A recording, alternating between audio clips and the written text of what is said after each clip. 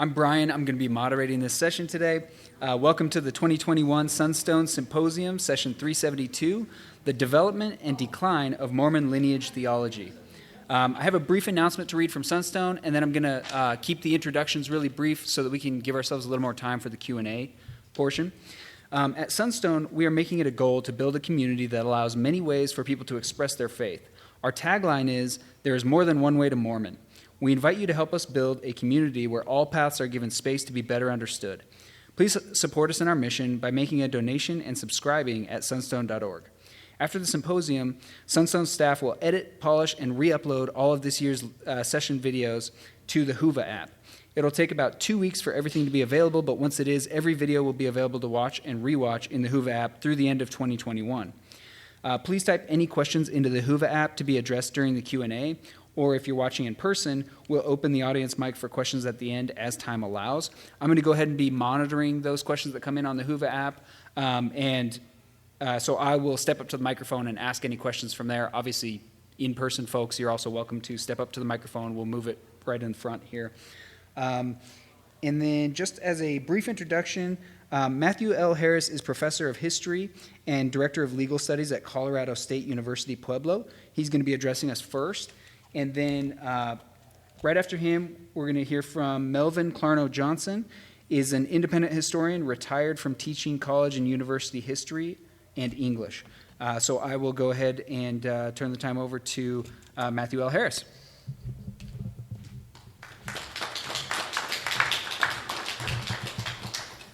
Never given a conference paper in shorts and a golf shirt before, so I don't know whose privilege, you or me. So anyway, it's a pleasure to be here today. Thank you for coming and being at this conference. So the presentation today is about part of a book that I'm writing that will be published next year. And so the heart of Mormon racial theology deals with lineage, whose lineage is through which line and why it's important that you're from a certain line and not another line. These are the kinds of things that are sort of de-emphasized today in the church, but not so in the 1910s, 20s, 30s, and 40s, and 50s. Lineage was everything. So if you were from the house of Israel and you had a patriarchal blessing and you were pronounced as through the lineage of Ephraim, that meant something. That meant that you had if you were a man in particular, that you had a particular role in the church to lead the church, to guide the church, to preside over the church's councils. That's, of course, priesthood.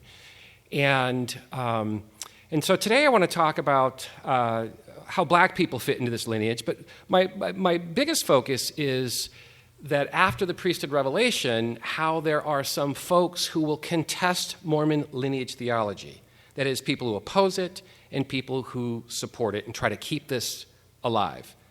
And I want to say at the onset how paradoxical this is, because if you are from a favored lineage, that's a word that Joseph Fielding Smith, an eminent apostle, used to use. If you were from a favored lineage like Ephraim, there was a hierarchy. You were at the top of this racial hierarchy, and if you, of course, were a person of color, particularly someone from African lineage, then you were from a lesser or inferior lineage, as Apostle Smith wrote. And of course, the paradox is that it's hard to argue that all are likened to God if somehow God has his racial favorites. So with that context today, I want to give you some background to the priesthood ban, how it started, the theology a little bit, and then how it was contested in the 1990s. That's going to be my spot today. And a couple of the people that I write about or talk about today are alive, and frankly, it makes me a little nervous. Most of the people I write about are dead, and so you can say things because they're dead. They don't fight back.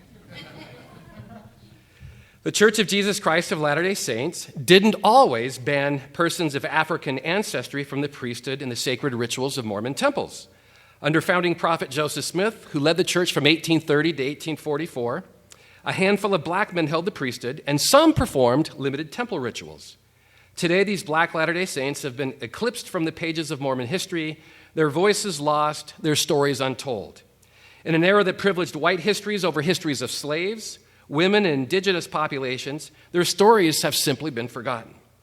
But in the 19th century, many members in the fledgling Latter-day Saint movement were likely familiar with the names of Elijah Abel, Q. Walker Lewis, Joseph T. Ball, each of whom held the priesthood, and at least one of whom received their temple blessings, while another served as a presiding minister in a Mormon congregation. And there was good evidence that three other black men, William McCary, Enoch Lovejoy Lewis, and Peter Carr, also known as Black Pete, also held the priesthood, although the evidence is inconclusive. Priesthood ordination for black men came to an abrupt halt under Brigham Young, the second prophet president of the church, who governed with an iron fist for some 30 years. In 1847, the visionary Mormon colonizer led the saints westward to the Great Basin, where three black Latter-day Saints, Green Flake, Oscar Crosby, and Hark Lay, were part of the Vanguard Pioneer Company. Within 3 years of settlement, however, Young supported a race-based slavery and instituted a number of policies designed to stifle black participation in the church. First and foremost, he established the priesthood and temple ban in 1852, though he cited no direct evidence from God in doing so, and he appealed to no revelation from Joseph Smith to justify this bold measure. Instead, Young stoutly asserted that because Cain murdered his brother Abel, God marked him with a flat nose and a black skin, further proclaiming that any man having one drop of the seed of Cain in him cannot hold the priesthood. When Young died in 1877, the ban had been in effect for nearly 25 years, and his successors were not inclined to change it. The priesthood and temple exclusion lasted 126 years until church president Spencer W. Kimball announced a revelation in 1978 affirming that blacks could be admitted as full participants in the church. For the first century of the church, however, Mormonism's exclusionary racial practices garnered little notice, either inside the church or in the nation as a whole, until the mid-20th century. Then, as church leaders began to internationalize the church following the Second World War, dozens of critics emerged demanding to know why blacks were denied sacred priestly rights. As critics swelled by mid-century, the First Presidency produced a statement in 1949 canonizing its racial teachings, moving what had been a practice and a policy to a fixed and irrevocable doctrine. Designed to stifle critics, the First Presidency drew on the writings of Apostle Joseph Fielding Smith, whose influential book, The Way to Perfection, published in 1931, laid the groundwork for the authoritative 1949 First Presidency statement. Smith wrote The Way to Perfection in part to create a theological framework for black priesthood denial. Among Smith's most controversial chapters include 15, called The Seed of Cain, and chapter 16, called The Seed of Cain After the Flood. He wasn't very original. He insisted that because God had placed a curse upon Negroes, they were a less favored lineage, which barred them from the holy priesthood. They were not part of the house of Israel, he claimed, and hence not entitled to all the rights and privileges of the church. He further asserted that because of their less valiance in a pre-earth life, the blessings of the house of Israel didn't apply to blacks like it did to the descendants of Ephraim and other favored lineages. Now, when I say favored, those are Joseph Fielding Smith's lines. Only choice spirits from a better grade of nations, Smith wrote, could enjoy the full privileges of Mormon liturgical rites. Quoting Brigham Young, he also said that anyone with one drop of African ancestry was ineligible for the priesthood. But Smith didn't stop there. He claimed that blacks were from an inferior race, forever doomed as eternal servants to God's covenant people. And finally, Smith posited that the priesthood restriction began with Joseph Smith, despite the absence of a definitive revelation and despite the fact that blacks had been ordained to the priesthood during Joseph Smith's tenure as founding prophet. Also controversial, Smith claimed that the curse would be lifted one day, making blacks eligible for the priesthood and the faith's most important temple rituals. In this dramatic assertion, Smith alleged that skin color was fluid and finite. The curse, or skin of blackness as Smith called it, would revert back to its primitive state of whiteness, making blacks pure and worthy before God. Under the divine curse, blacks could be baptized and even enter the Mormon heaven called the celestial kingdom. But until they experienced a literal change of skin pigmentation, they couldn't qualify for exaltation, the highest degree of the Mormon afterlife. Only Latter-day Saints who received all of their temple rituals could qualify for such an honor. In August of 1949, the First Presidency canonized Mormon racial teachings when they produced a 3-paragraph statement drawing heavily from The Way to Perfection. Although the First Presidency didn't find a revelation tying the priesthood and temple ban to church founder Joseph Smith, they declared nonetheless that it was a direct commandment from the Lord on which is founded the doctrine of the church from the days of its organization. This bold statement ignored the fact that Mormon men were ordained to the priesthood during Smith's tenure and that at least one of them participated in limited temple rituals and presided over a Mormon congregation. This statement enshrined in the doctrine the divine curse and the preexistence hypothesis. Mormon racial teachings could no longer be considered the traditions of earlier leaders, as Joseph Smith, Fielding Smith, had once called them. The practice and policy of black priesthood denial was now fixed and settled doctrine. Apostle Marion G. Romney noted the cumulative effect of such statements when he proclaimed, quote, that what the first presidency says is what the Lord would say if he were here himself, end quote. With Mormon racial teachings now canonized, Apostle Smith and his son-in-law, Bruce R. McConkie, a mid-level general authority at the time, vigorously defended these teachings. While Smith had articulated his views on the ban 2 decades earlier in The Way to Perfection, he reaffirmed them in 2 published books in the 1950s and 60s. His Doctrines of Salvation and Answers to Gospel Questions were bestsellers in the church, reiterating to Latter-day Saints why God had cursed the Negro. His son-in-law likewise became something of an authority on the ban in his best-selling book called Mormon Doctrine, which sold thousands of copies and wasn't removed from print until 2010. In it, McConkie made a number of controversial statements that echoed the stark anti-black theology of his father-in-law. In addition, McConkie's views eerily resembled the teachings of white Southern clergymen. McConkie proclaimed that segregation was divinely inspired, that Jim Crow segregation bore the hand of God, and that interracial marriage resulted in what McConkie called racial degeneration. He also stated that God cursed blacks because of some unspecified sin they had committed in a pre-earth life that merited God's disfavor. Nor were they as spiritually mature as non-cursed lineages, he stated, and neither did they have the believing blood of non-cursed lineages, like Ephraim. As cursed figures, as descendants of Cain and Ham, they simply were not entitled to the blessings of the house of Israel, which were reserved exclusively for heirs of the Abrahamic covenant, the more righteous lineages from northern Europe. Much of this theology came crumbling down by the 21st century after church president Spencer W. Kimball announced a divine revelation in 1978, ending the 126-year-old priesthood and temple ban. But it was a process, and it was bitterly fought among the intellectuals of the church, conservatives and liberals alike, who staked their positions and argued them passionately. In 1986, Smith's and McConkie's legacies came under withering assault from Eugene England, a well-known church liberal who delivered a provocative paper at where else? Sunstone, challenging the priesthood ban. For those who knew England, it wasn't surprising that he would get himself into mischief on the race issue. He had long voiced opposition to Mormon racial teachings and had to constantly defend himself over something he had said or written about the priesthood ban. The brethren should have seen it coming when they approved him for a faculty position in 1976. Not only was he a protege of Lowell Benyon, another opponent of the ban, an outspoken opponent of the ban, but England was also the co-founder of Dialogue, a liberal Mormon journal that annoyed the heck out of the brethren. This is all to say that England never fit the mold of what a BYU professor should be, or at least what the brethren thought he should be. Orthodox and LDS teachings, obedient to ecclesiastical authority, and mum on social justice issues. Unfazed by potential repercussions, England branded Mormon racial teachings racist and unscriptural and strongly hinted that McConkie regretted teaching them. But he also jabbed at other church leaders.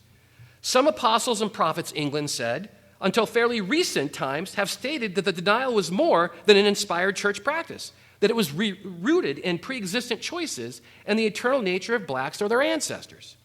Specifically, England criticized Brigham Young's teachings in the Journal of Discourses and McConkie's and Mormon doctrine. The professor noted where they got it all wrong, pointing out that Young was incorrect when he predicted that interracial mixing with blacks should bring death to black people. As for McConkie, this is a BYU professor, folks. As for McConkie, England noted that the apostles' error when he predicted that blacks would never receive the priesthood in this life until the resurrection.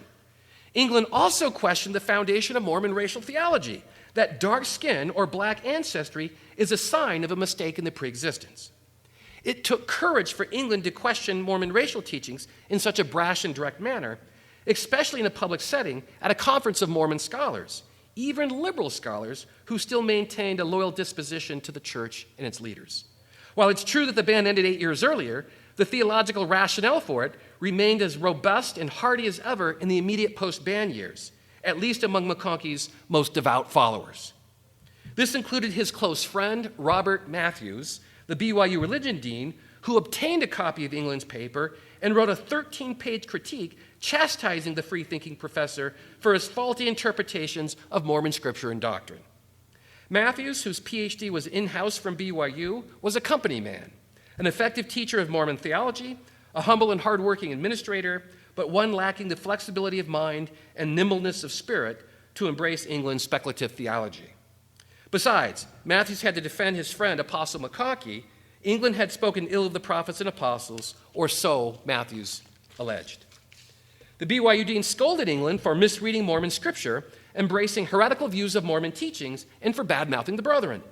More specifically, Matthews rejected England's claim that polygamy and the priesthood ban were mistakes, that they were tragic errors of an unpleasant period of church history when church leaders inflicted damage on the church. Moreover, the hot-tempered dean chastised England for alleging that the Lord has allowed this dispensation to be wrong all along. Such a statement, Matthews protested, is at best divisive among the members and unsupportive of the brethren. The BYU dean saved his most aggressive lines in defending McCaughey. This is a quote. He did not and does not say that the brethren in the church had been wrong all along in denying blacks the priesthood in the first place, or that the church had fostered a wrong theology that now would need to be changed. Matthews continued, I knew Elder McCaughey rather well and know for a fact that in 1980, 2 years after the 1978 revelation, he did not think or propose that the church had been wrong in its policy towards the blacks, but only that they had been misunderstood when the change would come. A few years after the Matthews and England's kerfuffle, another feud erupted over Mormon racial teachings. It occurred when Apostle McCaughey's son, Joseph, co-authored a book with his friend and colleague Robert Millet, published by Bookcraft, an LDS-affiliated publishing house. Both taught religion at BYU, and although McCaughey was considered a hardliner like his father, Millet lacked that reputation among his colleagues. In Our Destiny, The Call and Election of the House of Israel, published by Bookcraft in 1993, Millet and McCaughey appealed to the writings of LDS authors, particularly Joseph Fielding Smith and Bruce McCaughey, to defend their position that Latter-day Saints bore special Israelite privileges and leadership responsibilities in the church based on their Northern European heritage and premortal behavior. Among the authorities they drew on was William J. Cameron, a white supremacist and anti-Semite, whose writings in the 1920s were widely embraced by Latter-day Saint authors and general authorities during that era. Cameron had a sketchy past. He abused alcohol, was irascible and ornery, and entertained a number of strange ideas. He was best known for peddling conspiracy theories in Henry Ford's newspaper, the Dearborn Independent, which he edited. His writings consist of a pungent mix of anti-Semitism and anti-black racism, underscored by a dark, gloomy worldview. And then, for the interest of time, he says a number of crazy things, but I'll just say one. He argues that Jesus isn't Jewish and he's really in Northern Europe is where Jesus lives. We'll just stop at that. Cameron also published one of the most virulent anti-Jewish tracts of the era called Protocols of the Learned Elders of Zion, a tract that influenced not only German dictator Adolf Hitler and the Ku Klux Klan, but also J. Reuben Clark and Ezra Taft Benson. The tract's mysterious authors claimed that a cabal of Jewish leaders met in the late 19th century where they hatched a plot for global domination in which they would control the world's money supply and spread socialism and communism throughout the world. Cameron published several iterations of the Protocols of the Learned Elders of Zion in the Dearborn Independent, wholly unaware or unconcerned that the protocols were forged. And yet, despite Cameron's significant baggage, Millet McCaughey called him, quote, a wise man. They quoted a lengthy passage from Cameron stating that God had favored a divine selection of people. They wrote, quoting Cameron, this is McCaughey and Millet, by what right does God choose one race or people above another? It's much better than asking by what right God degrades one another beneath another, although that is implied. Cameron's racial hierarchy was familiar to Latter-day Saints. Since the early 20th century, B.H. Roberts and Joseph Fielding Smith in particular had claimed that God favored white people because they were racially pure. Such ideas were also prevalent in how Mormon leaders depicted Jesus in church-sanctioned art and literature, where they portrayed the Christian Savior with a glimmering whiteness. Here the brethren ignore the olive-colored skin hues typical of most Middle Eastern Jews because black and brown skin didn't conform to their notions of racial purity. And it wasn't just Mormon leaders, Protestants adopted this as well. In any event, the timing of Our Destiny was deeply troubling for a number of reasons. It kept these supremacist ideas alive for a new generation of Latter-day Saints. It reminded some careful observers that Mormon whiteness teachings were not going away anytime soon. And most significantly, the church was now missionizing in black and biracial countries while two respected professors at the church's university were touting a message of white superiority that came straight out of the 1920s. It wasn't a good look for the church. It's doubtful that Millet McConkie knew that Cameron was controversial, much less that he was a white supremacist. After all, they weren't scholars, at least in the conventional sense. They rarely published, if at all, in peer-reviewed venues outside of BYU or the LDS Church. Most of their writings were hagiographic in nature, what I call cheerleading history, published by LDS presses, and none of their other writings demonstrates a familiarity with white supremacy literature. But they did have a firm grasp on LDS literature, which is how they found Cameron. They quoted him from a 1938 LDS Church publication called God's Covenant Race, which suggests that Northern Europeans occupied a privileged place in God's racial hierarchy. All right, I'm going to skip around just for time. I want to get a couple of thoughts in. Bob Millett wrote, BYU professor Robert Millett wrote an article about the lineage theology in the late 1980s, 1989.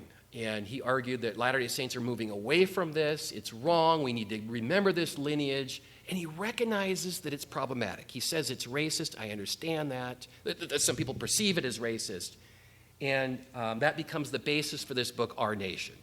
So he's trying to keep this lineage theology alive. And so they write Our Nation. And one of my old teachers at BYU, a guy named Stephen Epperson, was asked to review it in the BYU studies. And Stephen Epperson, well, I'm going to carry the story here. The book was barely off the printer's table before it ignited a firestorm on the BYU campus.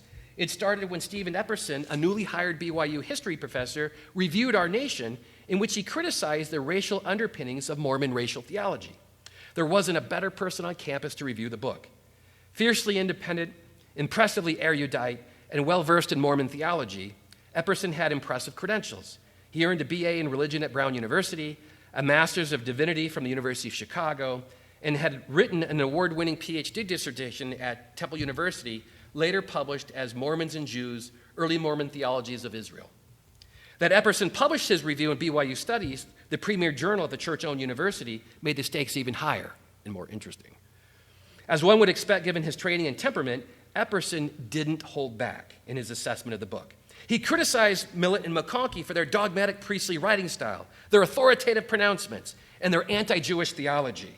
This is a history professor at BYU criticizing his colleagues across the campus. But he also scolded them for quoting William J. Cameron, whose weekly publication of columns in the 1920s and 30s contained some of the most vile anti-Semitism ever to be published in this country, Epperson wrote. And then he noted that Adolf Hitler quoted these things a lot. And lastly, Epperson called their statements on lineage and station deeply problematic, at best specious and irrelevant in today's church. He opined that our destiny would unwittingly turn the church back to a bygone era when it needed to move forward into the 21st century. In private, Epperson had even harsher things to say about the book. In his diary, he called Our Destiny a regressive, repulsive book and predicted that his review would kick up a hornet's nest. He also wrote that he tried to destroy the arguments in the Millett-McConkie book, calling the book a piece of claptrap straight out of the 1920s and 30s. Years later, he reflected, I'll be frank, I thought it was some real weird shit. Rarely, if at all, do BYU professors write blistering critiques of their colleagues' work. Yet, unlike Eugene England, Epperson had the good sense not to criticize the prophets and apostles, at least directly. He confined his reviews to the arguments in Our Nation without commenting on the main sources that Millett-McConkie had used. This was a clever tactic, but it didn't fool anyone, not least Millett-McConkie or BYU administrators who didn't take Epperson's review in the spirit of scholarly collegiality. Epperson's review, in fact, did kick over a hornet's nest, as he predicted it would. The uproar trickled down from the Board of Trustees to BYU administrators who called for a thorough review of Epperson's book, which didn't have anything to do with his critique of Our Nation. Epperson's blunt appraisal of Millett-McConkie's book demonstrated troubling signs of unorthodoxy for administrators, and they believed that they might find similar hot spots in Mormons and Jews. In other words, they were fishing for evidence to oust him. Adding to Epperson's grief, Joseph Fielding McConkie threatened a libel suit against him. His uncle Oscar, whose law firm Curtin and McConkie did legal work for the church, sent Epperson a chilling letter pledging to sue him for calling his nephew a racist.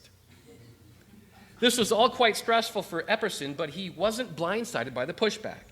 He anticipated, as he later recalled, that the review would entail some risks that it could include repercussions about being able to continue at BYU since my third-year review was coming up.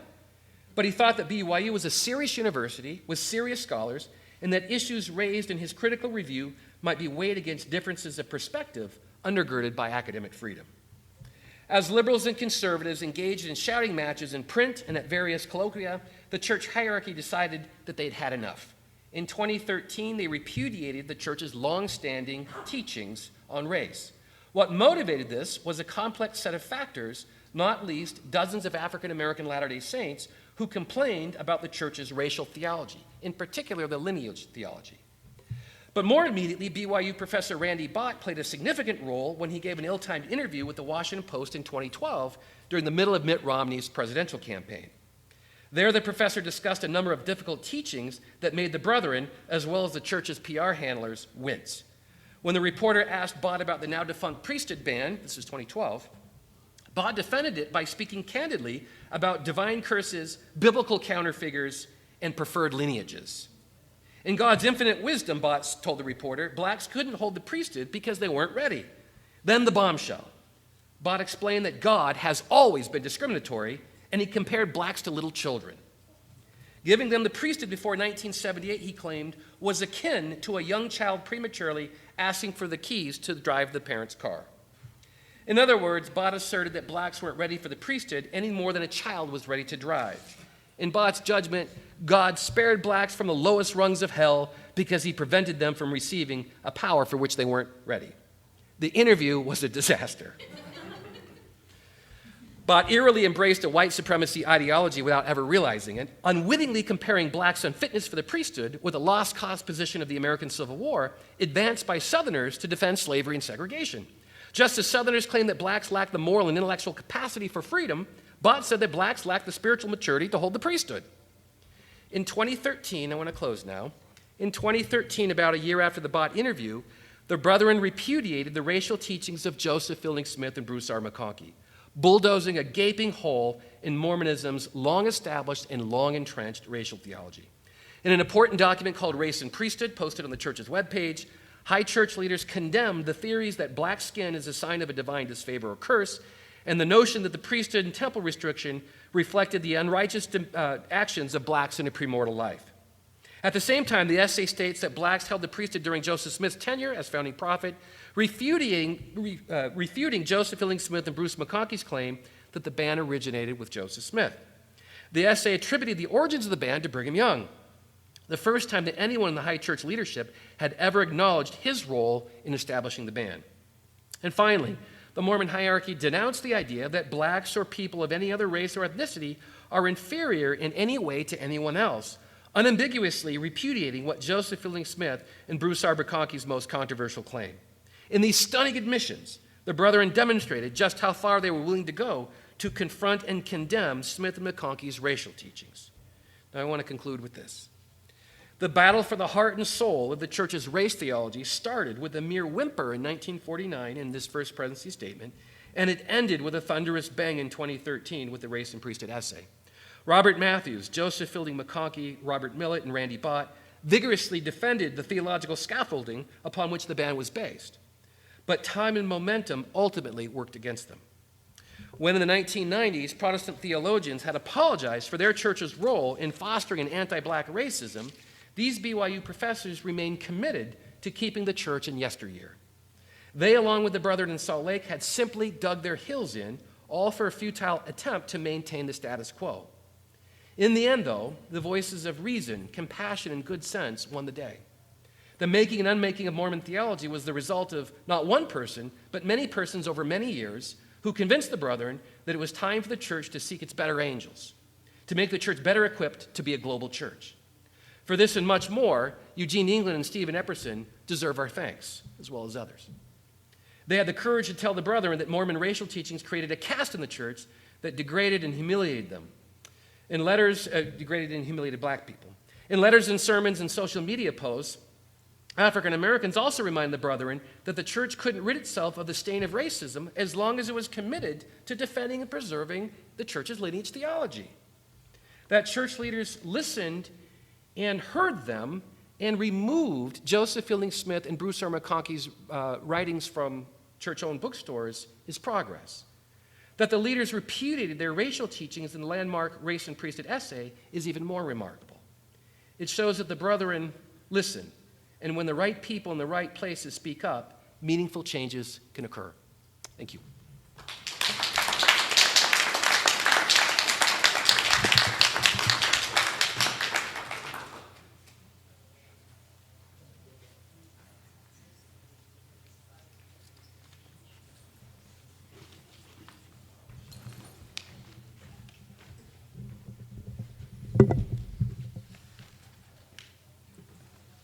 Let's see if I can avoid breaking this.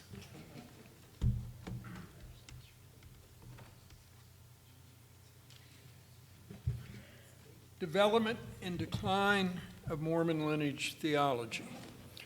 We've had a good theoretical and historical background on that today. I want to show you now some of the faces and the stories of the people that have led to this discussion. If you don't know about Century of Black Mormons on the internet, write it down, look it up. Dr. W. Paul Reeve and his people have created an incredible database of Black Mormons in the church. Their stories, many of them are incomplete. Many of them are heartbreaking, many of them are exciting, and all of them are human.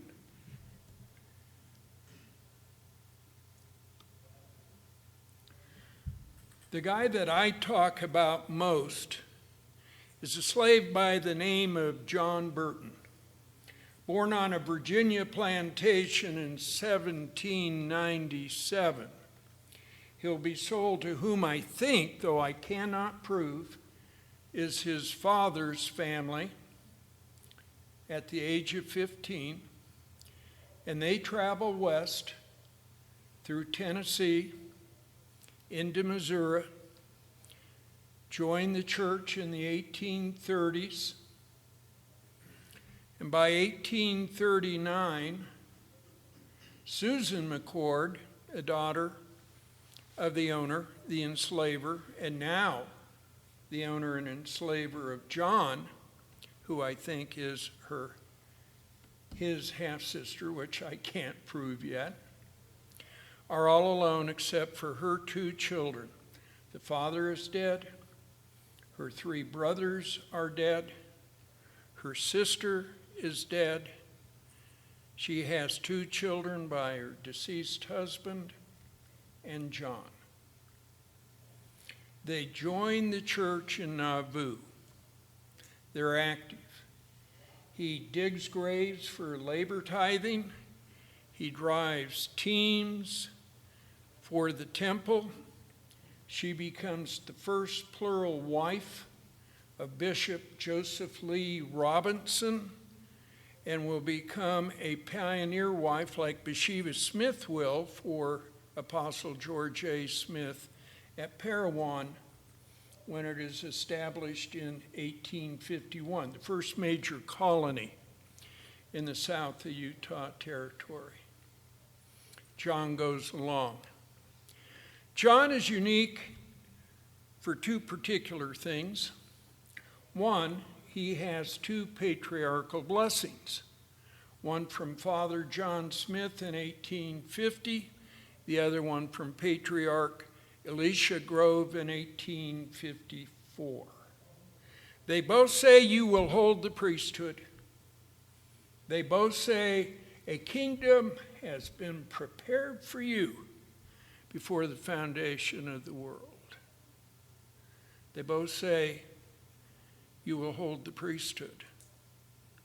And one of them says, be a good servant to your mistress. He sits up with the dying. His putative father, a stake president in Parowan, And the thing that catches me most that is unusual, that on Thursday night fast and testimony in Parowan, and if any of you have studied our colonial pioneer heritage, you know what a struggle those colonies were and what they had to put in to make them work. People would stand and bear their testimony in tongues,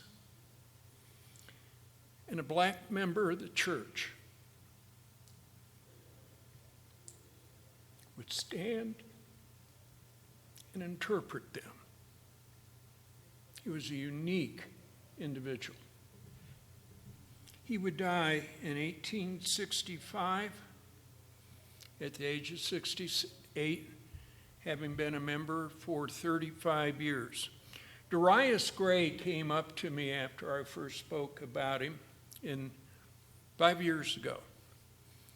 And he said, "What do you think was the most important thing about John and the church and not holding the priesthood?" And I said, "I think John and this family were like that."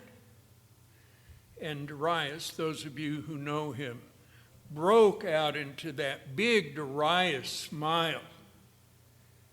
And he said, "Family is everything." And John Burton was everything about being a Mormon in an awful situation. This is Susan McCord.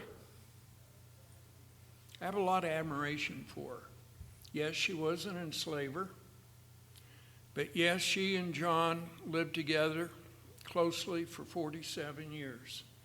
And you'll find absolutely nothing improper, nothing negative about the relationship. Why is John important, the slave of Parowan?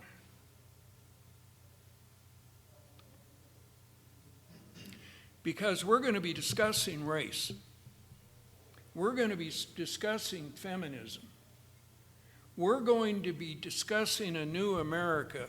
Since this era of social reckoning began last year with Floyd in the middle of the pandemic, your worlds have changed in 18 months, have they not? Are you not recognizing things? Are you finding new connections? And you're going to find it right along. How many of you tried to buy a car lately and realized how much they cost? And Garf Honda tells me we can't get the chips, the microchips.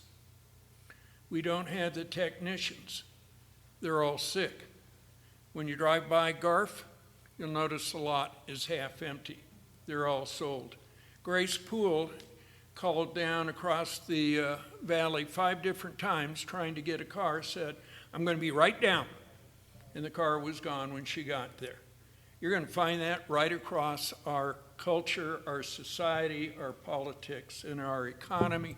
So why not the LDS Church and its history? We need a conversation. We need a dialogue.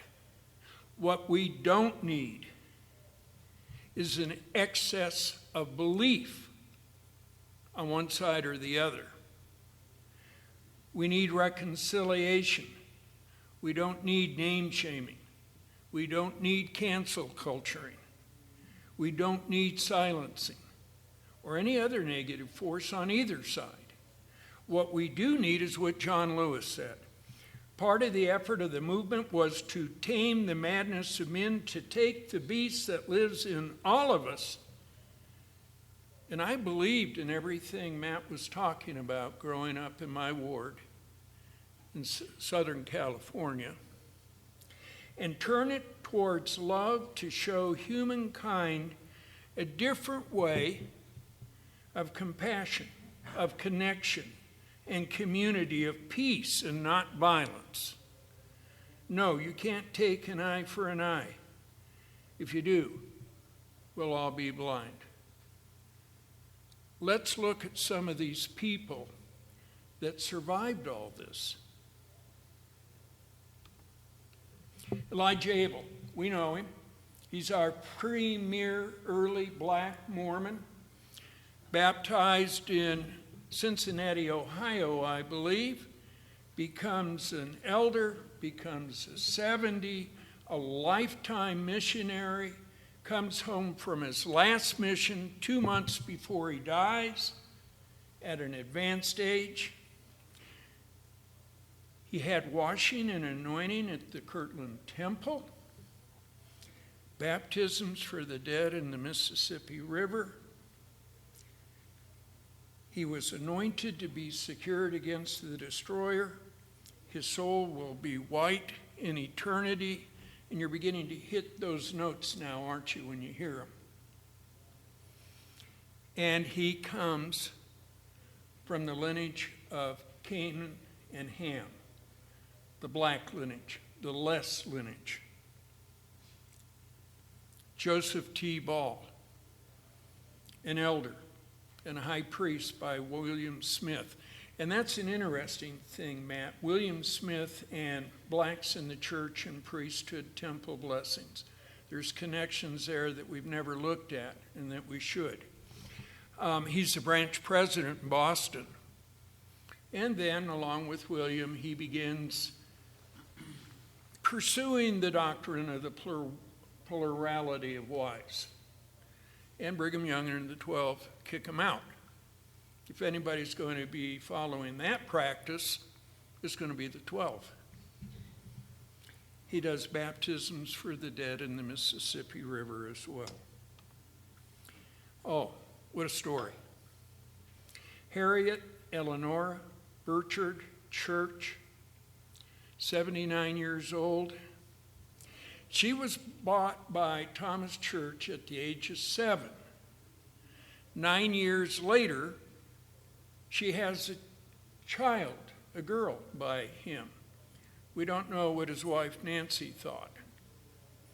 Nancy will die, and Thomas will marry Harriet. By then, Harriet is being recorded as white on the records in, I believe it's Illinois or Ohio. They get married. And in 1870, his brother, Hayden Wells Church, a big name down in St. George in the settling, converts them in Tennessee. They move to Utah. Thomas gets sealed and anointed to his first wife, but not to his second wife. In 1903, when she is 60, they are sealed and anointed together.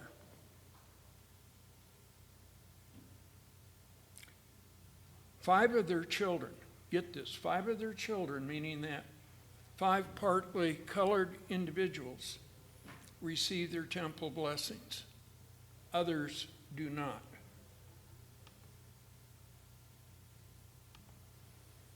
Olive Ellen Ritchie Cleverly. What a beautiful woman. She always passed as white. Married the great uncle of a dear friend of mine. And at the age of 18, received her washing and anointing. The next day was endowed and sealed to her husband.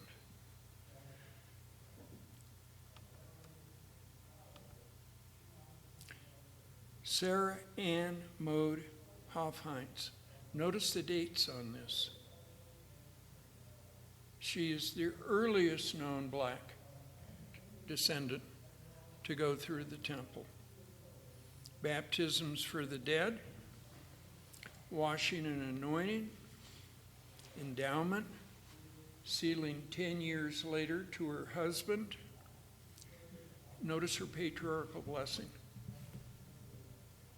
It comes through the lineage of Joseph. I mean, she's white, and she's in one of the premier lineages. And let me take a break here for lineage. And I am being speculative, so this is Johnson 3:4. If the priesthood of the LDS Church, is the organizing and creating power of the universe. And then it comes down through the ages, through Adam to Abraham. You have what is a royal Abrahamic priesthood, and it's going to be based on blood.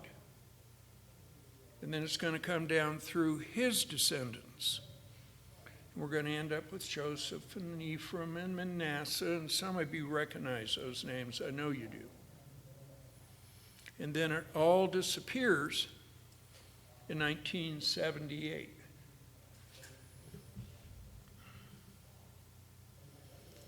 When I discovered Century of Black Mormons, I stayed up all night long. Jane Elizabeth Manning James, Saint Jane to us,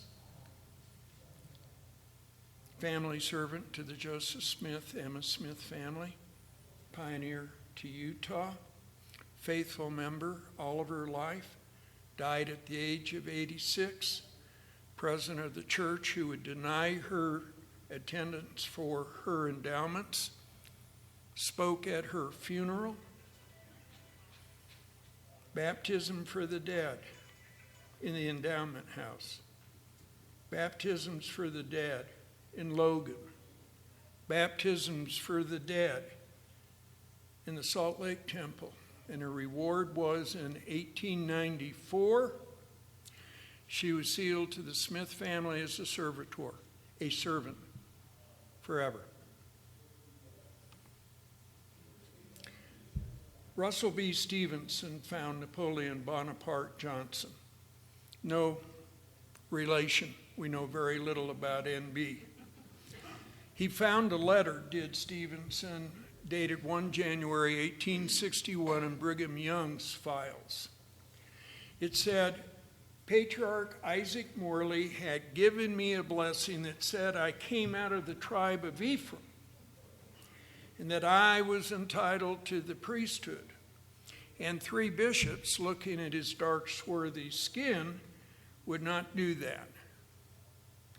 It turns out, as he writes to Brigham, my father is white, my mother is mulatto. What percentage of white outweighs the black? Unfortunately, we don't have an answer to the letter, and we do not know what happened to Napoleon. I love this couple, the Legrones, born slaves in Tennessee. He is 28 years older than her. They join the church. They come to Utah. They're sheep herders, own ranchers, they're teamsters, they build roads. They do baptisms for the dead in 1875, and they're not allowed to go to the temple. Tanya Ryder, by the way, for the baptisms in 1875 of this group, is responsible for locating those records.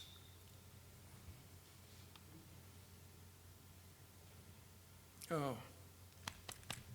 Rebecca Henrietta Foscue Bentley Meads, born a slave. Her daughter, Margaret Henrietta Meads Rasmussen. She married a man by the name of Rasmussen, and when he ran away, she changed her name. Rebecca was able to pass as white later in life. She went to the endowment house and she was sealed to her husband in 1863. Now, Margaret never did, but she was active her entire life.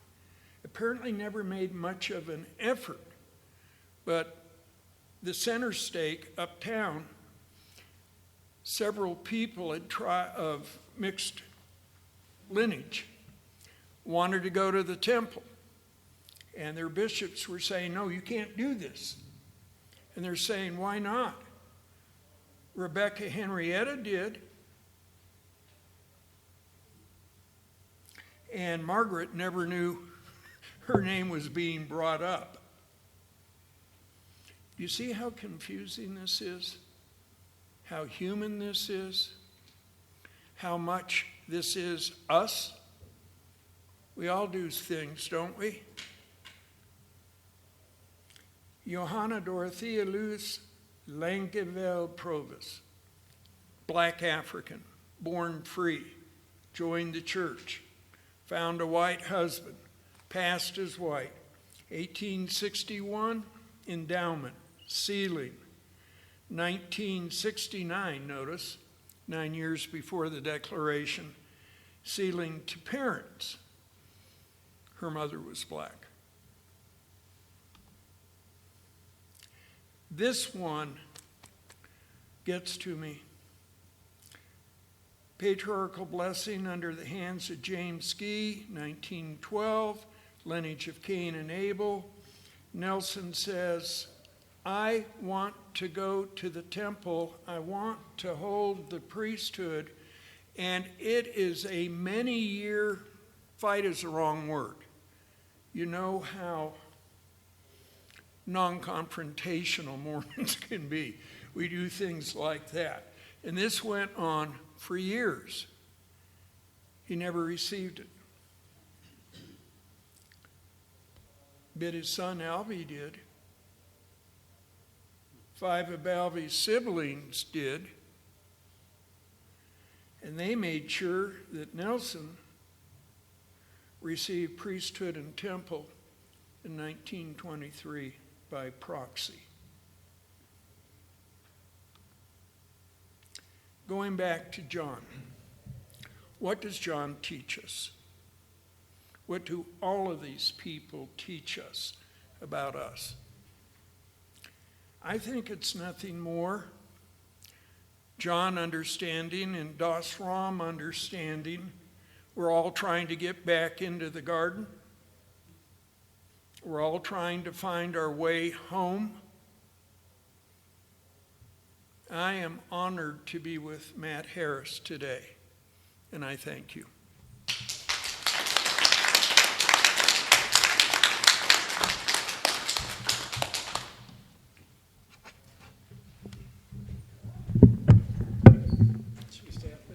Thank you, Professor Harris and Professor Johnson. We have about 8 to 10 minutes for questions, so I'm going to keep an eye on the Whova app for any online questions that come in.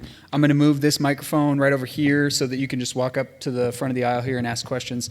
Feel free to come on up and ask some questions.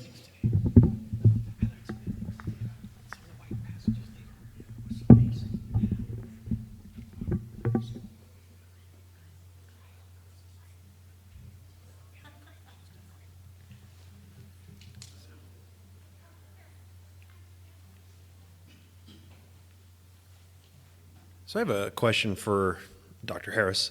Specifically, near the end of your presentation, you were speaking of the correct steps, or at least steps in the correct direction, that you perceive that the church has made, whether it's independent scholars employed by the church or most recently the church releasing its Race in the Priesthood essay, and of course its partnerships with the NAACP are subjects of conversation among many groups here.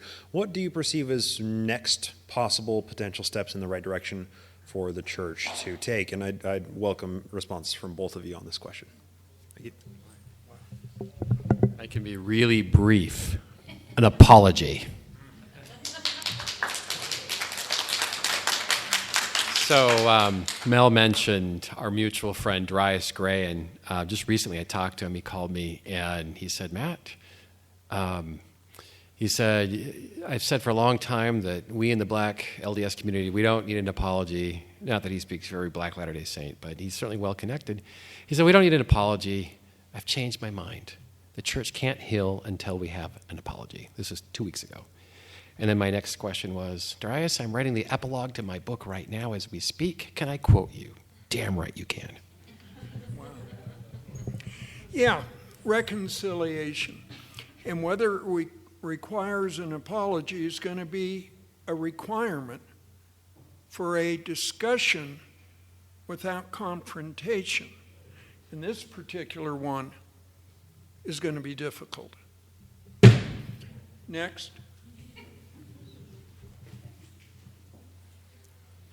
Here comes Claire. We're in trouble. Yeah, well, just kind of keying off that same point, it seems to me, and I'd like to hear what you guys think, that what is at stake is the authority of the prophetic voice is at stake if they apologize and say, wow, we were wrong, and not just one of us, but there's a whole series of us that were wrong. If they come out and apologize, they're saying, man, it kind of challenges the prophetic authority. Do you think that? I don't know. What do you think about that? You take the tough questions. It is a tough question. An apology has consequences, and there's a threat in it. There will be those who say, there is no prophetic voice. And there will be those who say, of course there's a prophetic voice. You're listening to it right now. I think we need to give our fellow Latter-day Saints more credit. I think we as humans can respect people who apologize and show error. We did it twice recently in the last 20 years with the Mountain Meadows Massacre. The church apologized. And the church also apologized for doing proxy baptisms for our Jewish brothers and sisters when the church was asked to stop. So there's precedent for the apology, and I think that, not that the brethren have a public opinion poll, but I think that their approval ratings would go right up if they apologized, because that's what we do as humans. We make mistakes and we apologize. We do it as right and let the consequences follow. Any other? Yes, sir.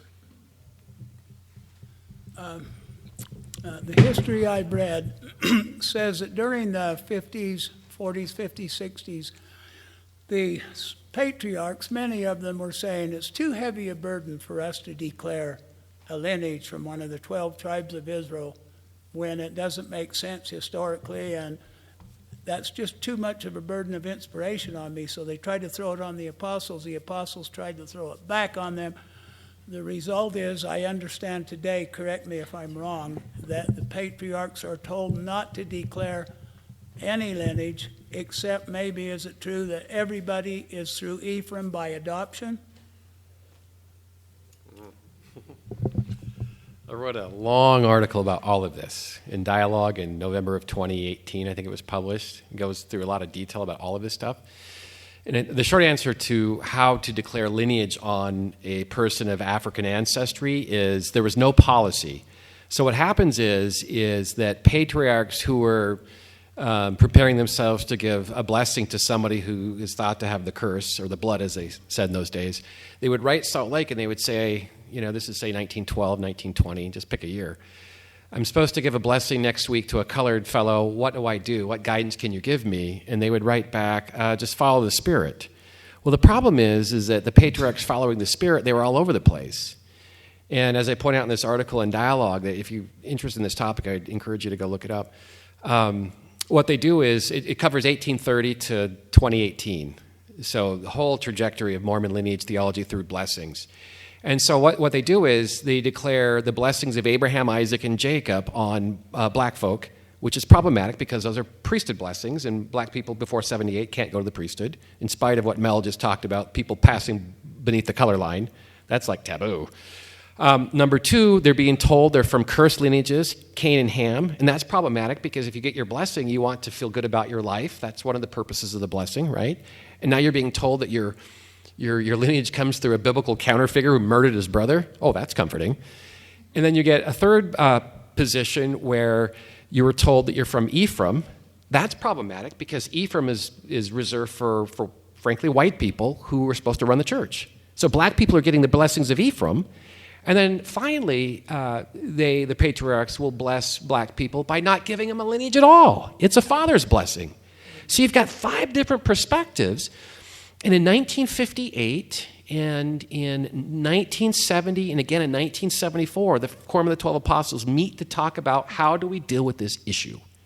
And one patriarch, there's a big patriarch meeting, and 4 apostles are there, and the patriarchs, right around conference time, so they're already in Salt Lake, And they're just bombarding the brethren with questions. And one patriarch says, I'm going to give a blessing to Black Latter-day Saint next week, and I know he's cursed, and you know he's cursed, but I can't tell him that. So what do you suggest that I do? This is 1974. And one of the apostles, well, just got to be straight with him. Tell him the truth. And the other apostle says, no, I don't think we should do that. And LeGrand Richards, one of the apostles, a very voluble guy, and Elder Richards said, no, if you give him a cursed lineage, it'll make him feel bad. So don't do that. So they can't resolve the issue. And so what happens is after 1978, you get this idea that black people are still cursed. And they have to be adopted into the house of Israel. They have special treatment. They have to be adopted in. And unfortunately, I roll my eyes because you'd think that this would have been resolved in the second decade of the 21st century.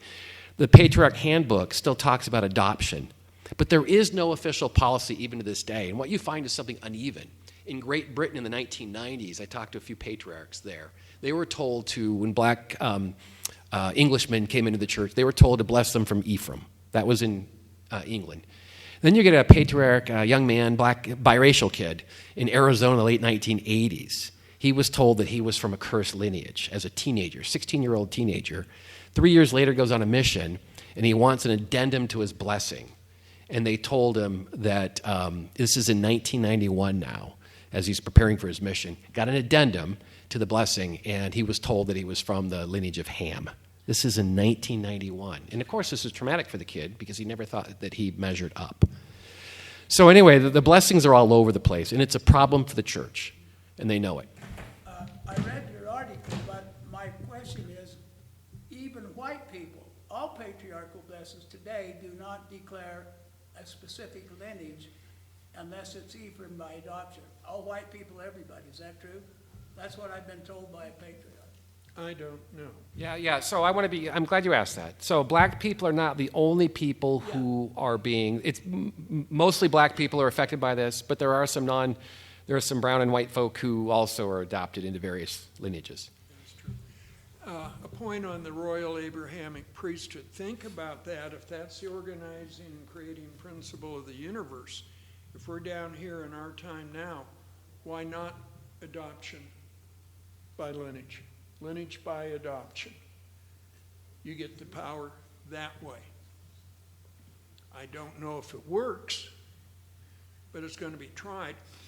One of the gentlemen who had been bugging his bishop about getting the priesthood, and the bishop went to the president of the church, and it was my sister who pointed it out.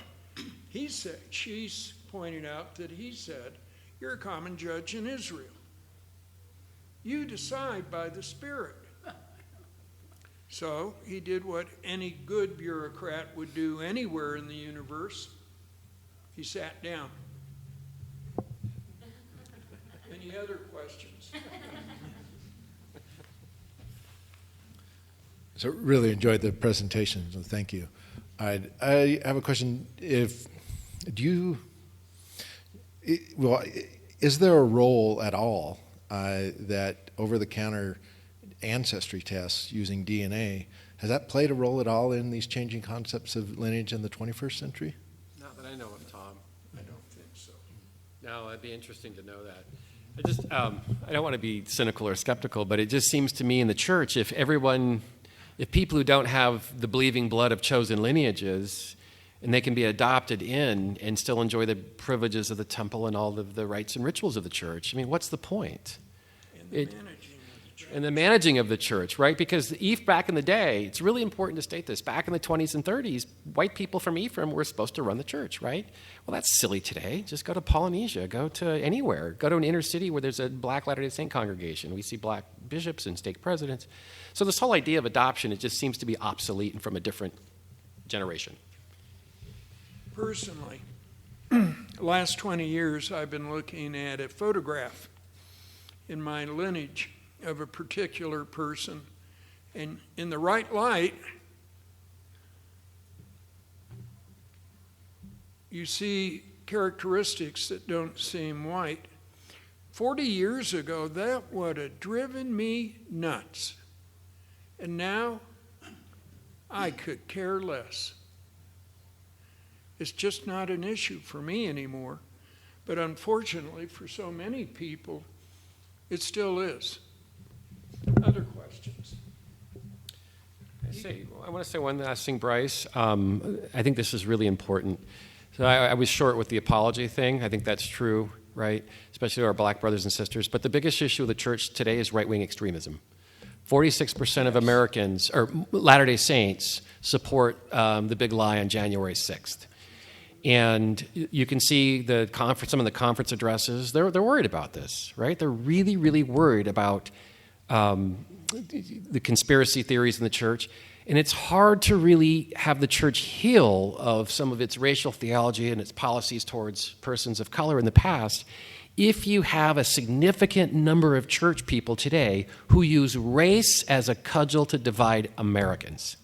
That is deeply problematic, and I know that the church authorities are extremely worried about this. They don't know what to do about it. Just 6 months ago, they updated the church handbook where they warned against reading conspiracy theories. They didn't say QAnon. They didn't say, none of that stuff. But that's the kind of stuff they're talking about as they see the data unfold.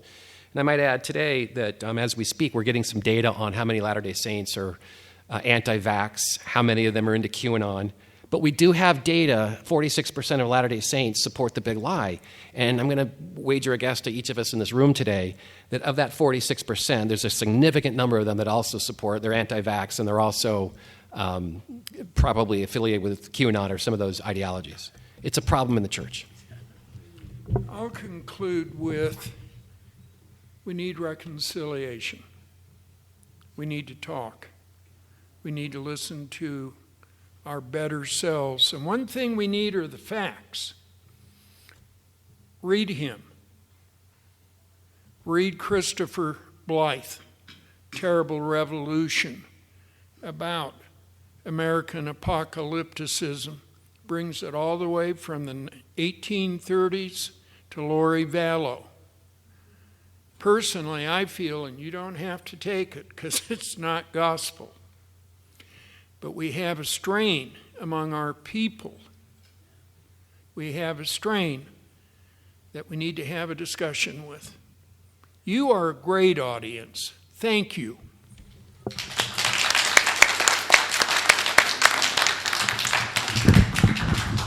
Thank you both. And hopefully everybody had a great time at Sunstone today. And have a great rest of your night.